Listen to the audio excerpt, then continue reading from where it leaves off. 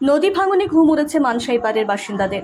ঘটনাটি মাথাভাঙ্গা 2 নম্বর ব্লকের নিশিগঞ্জ 1 নম্বর গ্রাম পঞ্চায়েতের ভজনের ছড়া এলাকায়। জানা গেছে গত 2 বছর ধরে নদী ভাঙন শুরু হয়েছে ওই এলাকায়। নদী ভাঙনের ফলে 200 থেকে 300 বিঘা জমি ইতিমধ্যেই নদী গর্ভে চলে গেছে বলে দাবি এলাকাবাসীদের। তবে নদী ভাঙন নিয়ে বারংবার প্রশাসনের নজর নিয়ে এলেও কোনো কাজ হয়নি বলে অভিযোগ তাদের। নদী ভাঙনে শুধু যে জমি নদী গর্ভে বিলীন হয়ে গিয়েছে তা নয়, তেকুনিয়া ইকো পার্ক সংলগ্ন বনাঞ্চলও বিলীন হয়ে যাচ্ছে। নদীর পাড়ে জমি ভাঙতে ভাঙতে এবার ভাঙন শুরু হয়েছে মাটির তৈরি বাঁধেও। আর এর ফলেই আতঙ্কিত এলাকাবাসীরা। মানসাই নদীর ভাঙন যেখানে শুরু হয়েছে তার পাশেই রয়েছে ভোজনের ছড়া, চকিয়ার ছড়া, ছাড়জোর পাটকি এবং কোদালধোয়া, এই 4টি গ্রাম। যেহেতু মাটির বাঁধেও এবার ভাঙন শুরু হয়ে গিয়েছে, তাই যে কোনো মুহূর্তে ভিটে মাটি ছাড়ার আশঙ্কা করছেন 4টি গ্রামের প্রায় 800 পরিবার।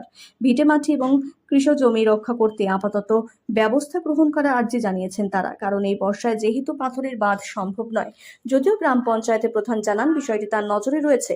গ্রাম পঞ্চায়েতের পক্ষ থেকে এত বড় ভাঙন মেরামত সম্ভব নয়, তাই তিনি বিডিওর নজরে আনবেন বলে জানিয়েছেন। আমি তো কয়েকদিন ধরে চিকিৎসার জন্য হায়দ্রাবাদে ছিলাম। আমার ব্যাপারটা আমি ওখান থেকেই শুনেছি, নদী ভাঙনের ব্যাপারটা।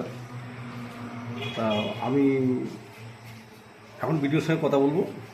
এটা অঞ্চল থেকে কোনো মতেই সম্ভব না, এত বড় প্রজেক্ট।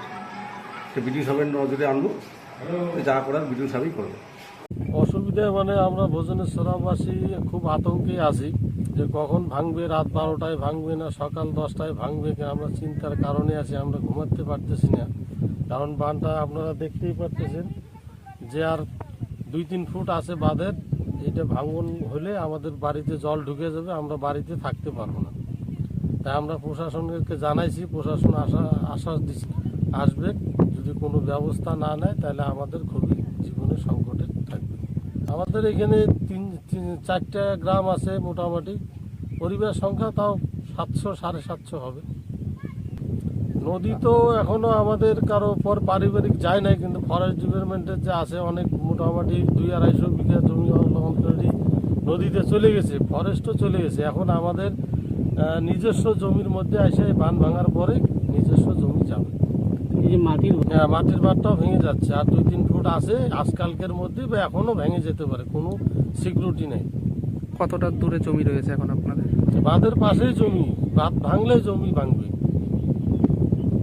আমরা চাই ইমিডিয়েটলি একটা প্রশাসনের তরফ থেকে আপাতত, যাতে এখন তো আর পাথর দেওয়া সম্ভব না, কিন্তু আপাতত যে কোনো ব্যবস্থা করে ইঞ্জিনিয়ার আইসে সাহেব যদি দেখে যে কোনো একটা ব্যবস্থা করে, হ্যাঁ, যাতে বাঁধটা থাকে। বাঁধটা থাকলে আমরা একটু নিশ্চিন্তে ঘুমাইতে পারবো, বা একটু শান্তিতে থাকবো, বা একটু সাহসে থাকবো। কিন্তু বাঁধটা যদি কিছু না করা হয় তাহলে খুবই সমস্যা।